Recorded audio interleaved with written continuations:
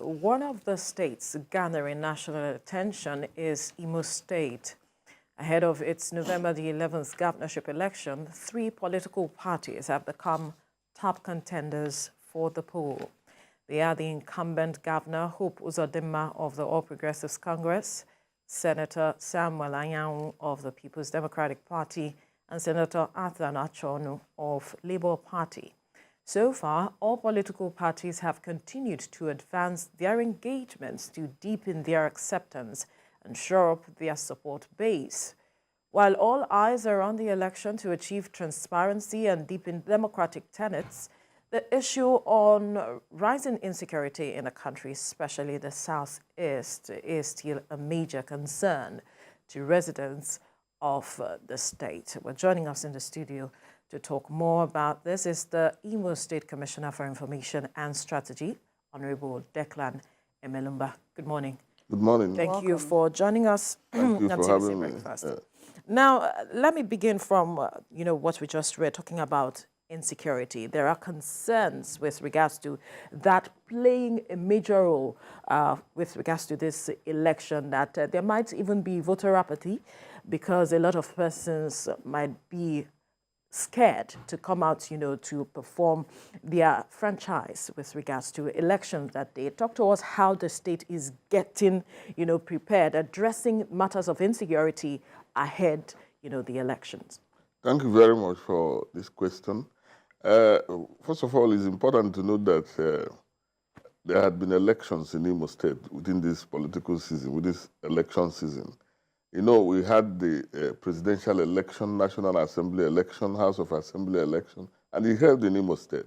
And there was no, in fact, Imo, if you check your records among all the states, Imo was one of the states that had very peaceful elections. There was no violence, there was nothing. So that threat of insecurity has been reasonably contained because the present government of His Excellency, Distinguished Senator Hope Uzodinma, has done everything that is humanly possible to contain the insecurity. Yes, there was a time there was so much insecurity. I remember the time that houses were being burnt and policemen were being killed and police stations burnt and so on and so forth. People were beheaded and all the rest of it. But His Excellency rose to the challenge and enforced security and brought down the threat to a very reasonable extent. And today, I can tell you that Imo State is very, very safe to a very relative extent. It's safer than it was, say, 2 years ago.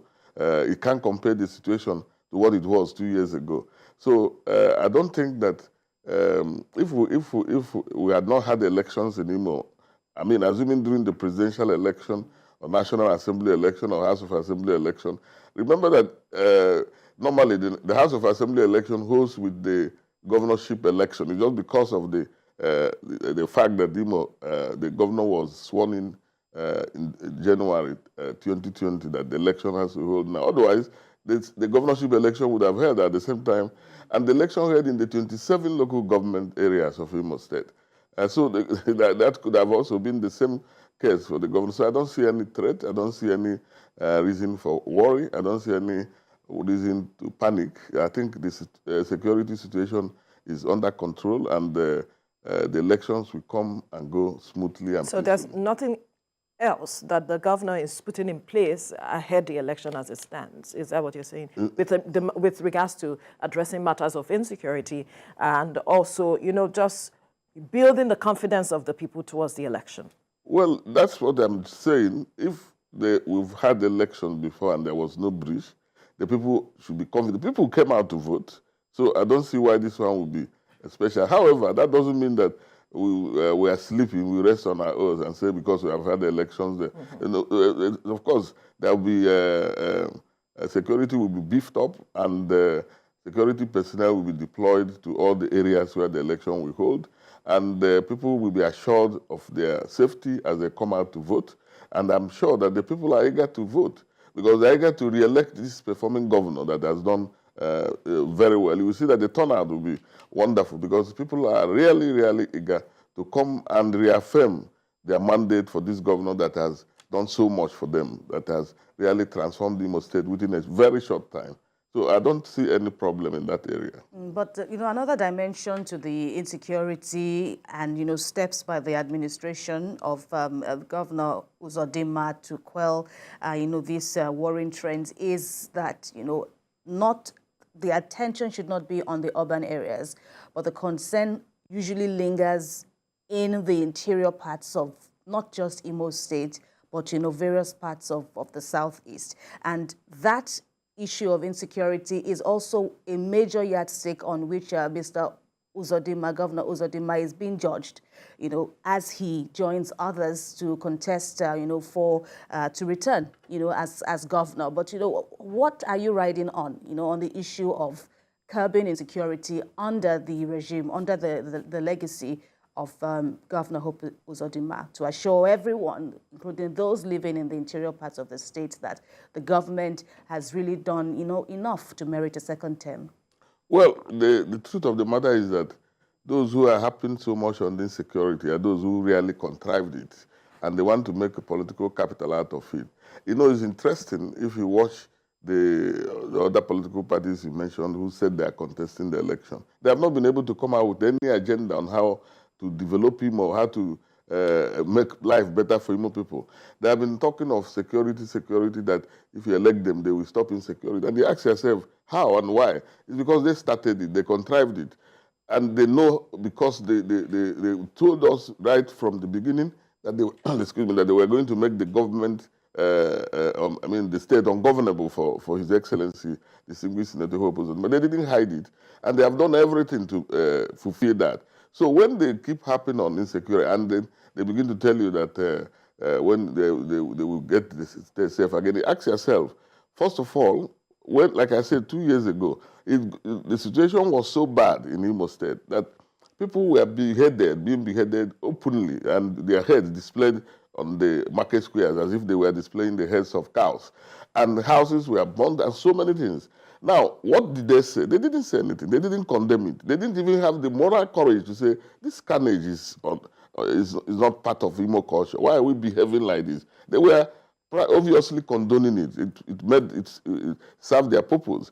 Now, when the governor stood up to the challenge and has been able to bring down this situation, as I talk to you now, if you go to Imo, you will confirm that the Imo is far, far better today than it was. We have had a lot, I don't know if any of you belongs to the Guild of Editors. The Guild of Editors have had their conference in Imo twice in a year. And they stayed 2, 3, 4 days. We are talking about 300, 400 editors who were in Imo State for that period of time. And these are people who would have reported whatever they saw as any sign of imminent threat to security.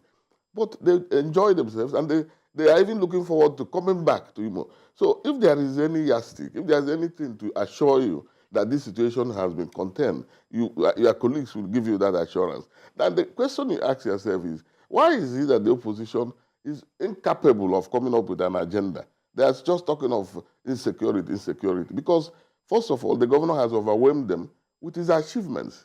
Very, very monumental achievements in terms of road infrastructure, in terms of empowerment of youth, in terms of health facilities. So they are not able to tell the people, this is what we are going to do. So they keep harping on what they started, because they were hoping that at this time, when the election comes, they will use it to say, we will bring this. But they forget that the situation has already been contained. So they're just, actually beating about the bush, trying to cry wolf where there's none, actually. All right, we need to quickly go on a break. When we return, we'll continue the conversation with you. Stay with us. So before we went on the break, we were speaking with the Imo State Commissioner for Information and Strategy, Honorable Declan Melumba, ahead the governorship election in the state that will come up November the 11th. And he's been speaking to us on issues that could shape the election in the state. Now, you were talking about other parties not having an agenda. Now, talk to us about the agenda of Governor Uzodinma, who is seeking re-election. What are his plans? What does he want to build on? Let's even begin from the economy. How does he want to improve the economy of the states? There's been talks about how Southeast states have lost quite a huge chunk of monies with regards to this matter of sit-at-home orders of Mondays and all of that. But then how does the governor intend to improve on the economy of the state? Thank you very much for the question. I want to let you know that, these are things that you can verify. When the governor came on board, of course, there was very massive infrastructural deficit. There was no roads. There was absolutely nothing. You cannot even move from one part of the state to the other. And the same thing within the metropolis. The major market in Owerri, in the state capital, they call it Relief Market. Everybody knows about it. Was submerged by flood. If you wanted to go there to trade, you probably will either swim through the road or maybe hire a canoe. So the market was abandoned practically. And houses on that road, were also overtaken by flood, and the owners left. So the real estate business there died. Now that was like the hub of the economic hub in terms of commerce of the state. Now the governor first fixed that road. Today the market is bubbling, and life economically has returned in terms of trading and commerce in the state. Now, other major roads that link the different parts of the state and even the neighboring states, like Olu-Owerri Road, which covers about 8 local governments, and also links us to Anambra State, where we have a trading relationship with the people there, has been fixed. This road has been abandoned for over 20 years, and Imo people can tell you that. And it's not just fixed, it has been dualized with street lights in the night. Former President Buhari commissioned it, and even he himself was marveled at what he saw. The same thing with Okigwe Owerri Road, which also links us to Abia. And then now we're also doing Omaha. These are major economic roads that boost the economy of the state and boost trade. Now, what the governor wants to do is to sustain this momentum. Apart from that, he has also empowered youths. We have empowered about 20,000 youths on different skills, train them and equip them, and they are on their own now. We also have what we call Skill Up Imo State, which is done by the Ministry of Digital Economy, the first in the country by any state. The whole idea here is to ensure that our youths are trained in different digital skills. And the first set of 5,000 have graduated. Another set of 15,000 will soon graduate. The aim is to train about 100,000 youths every year in different digital skills. And these people have already started working, either self-employed or gotten employment. These are ways of ensuring that you stimulate the economy. And then so the governor wants to sustain that. He has built the foundation through infrastructural provision and empowerment. He wants to sustain that, and he even has a larger vision in terms of also turning the Southeast as an economic hub by the dredging of Orashi, Uguta, Degema to Atlantic Ocean, which was flagged off recently. Now, when that happens, which will happen because the process is already on to dredge the river, that means that Imo could have a river port. And if Imo has a river port, you know what that will mean in terms of import and export trade. Yeah. So these are his vision, very clear. He knows where he's going, and he wants to sustain it, and he's outlining them. And like I said, his opponents are not able to come. They have not even told the people anything, and I challenge them. They have not told the people anything they want to do other than security. Yes, security is important, which the government is also handling effectively and efficiently. They don't want to admit that. So because they are bereft of ideas, you want to rule your state 2 months to the election, you don't have a manifesto, you don't have an agenda. You're not addressing the people on any issue. You're going around talking with security. One of them even went as far as saying that those behind insecurity are living in the forest. And I think at one of the televisions, I asked him, how do you know? He said, I talk to them. So it means he knows where they are. He said, once you elect me governor, I'll bring them out from the forest. It's funny. So, and I want to tell you, when we say opposition is behind the insecurity in the state, and now they're proving it because they're making it a major election issue for them, but for us it's not, because we know we have solved the problem. But the clearer evidence even is that just recently, a member of the House of Representatives who, the former member, those who just left office about last month, who has been in PDP all along. Now, because he has seen the overwhelming work that His Excellency is doing, most of the PDP members, their state ESCO, National Assembly members, all of them have joined the APC. So he joined too. But, surprisingly, just a few days after he joined, they went and burnt his house. So you ask yourself the question, why was it that they didn't burn his house when he was in PDP all along? Why did they have to wait until he joined the APC? So that shows that those behind the insecurity in the state, the pockets that still exist, they are well known. They have a political agenda. It's unfortunate and very sad that people can use something as sacred as the life of their fellow indigents or citizens to play politics, to get to power.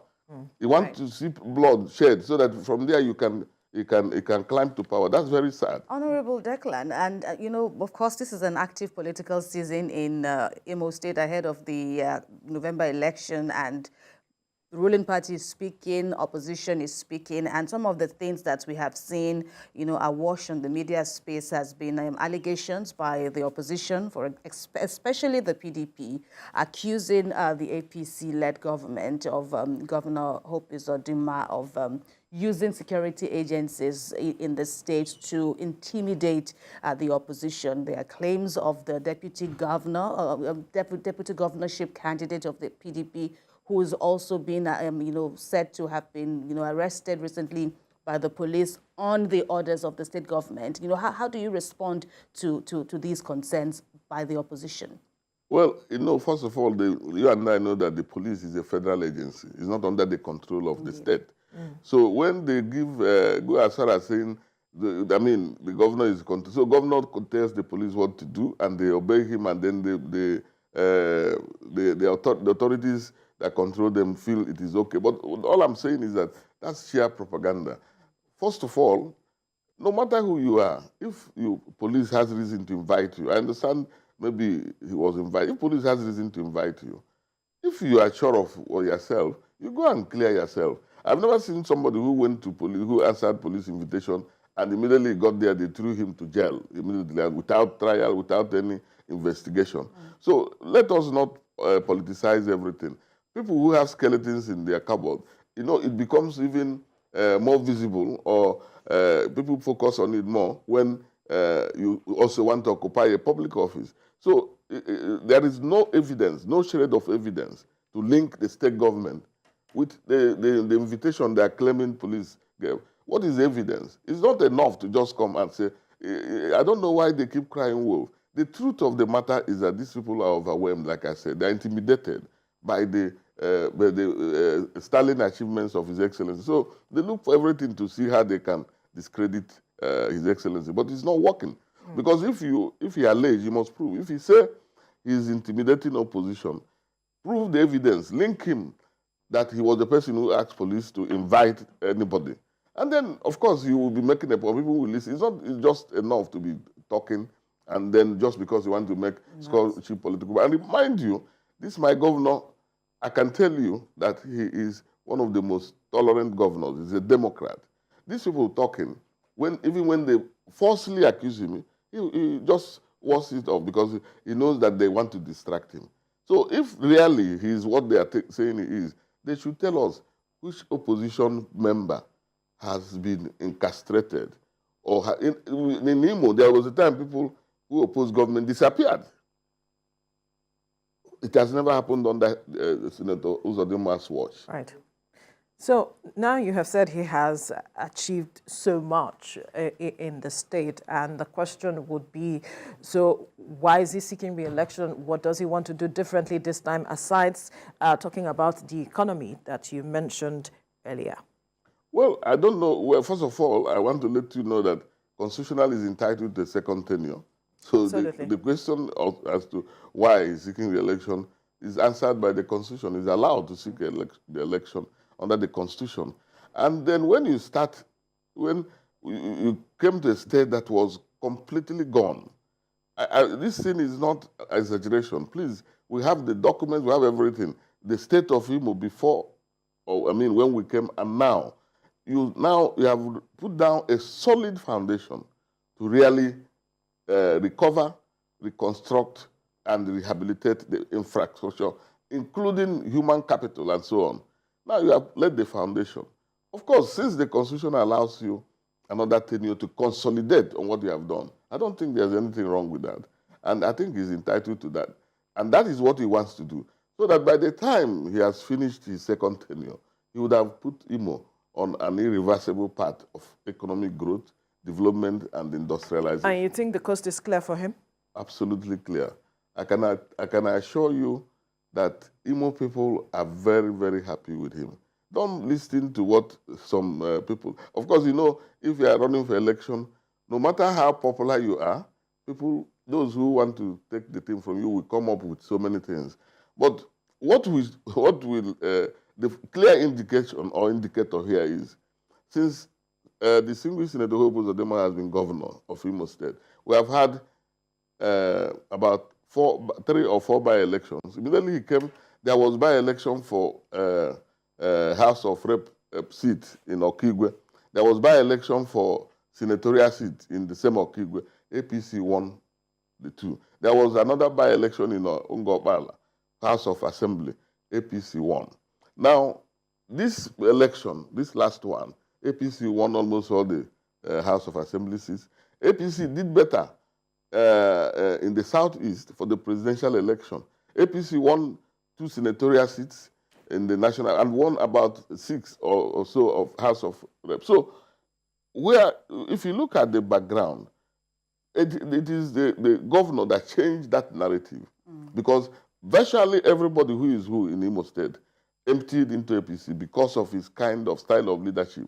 He's accommodating, he's an honest man. He has challenged Imo people. He said, if anyone has any evidence that I have corruptly converted 1 naira of Imo people's money to my personal say, please come out and say it, and I will be ready to come and defend myself, because I can assure you, say that's the challenge I'm giving you. So before now, people were used to people converting public funds into private estates, using it in their affairs to build estates, convert even universities they build with public funds. They take it and say it's now their own. And so now they have seen a man that is honest, who is prudently managing their economy, and they are seeing the results. So the people are happy because they see the impact. And it's not like somebody is telling them fairy tale. They're seeing the roads. They're seeing those who have been empowered. They're seeing the hospitals. Some of them are going to be commissioned in the coming days.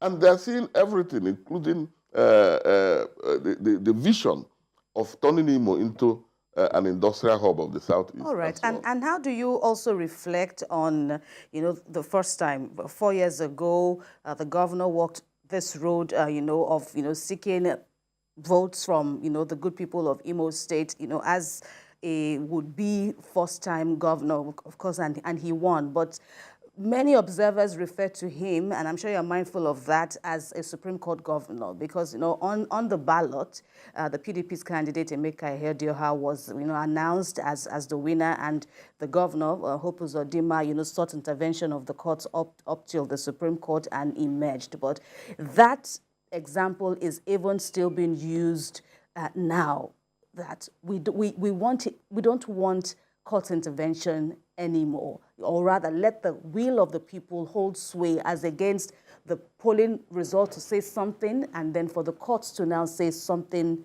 else. How do you, look at this standpoint of many Nigerians?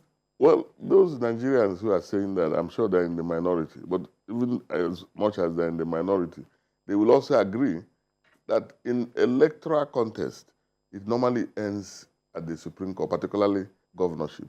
There's hardly any, at least in Imo, that I remember, a governorship election that did not get up to the Supreme Court.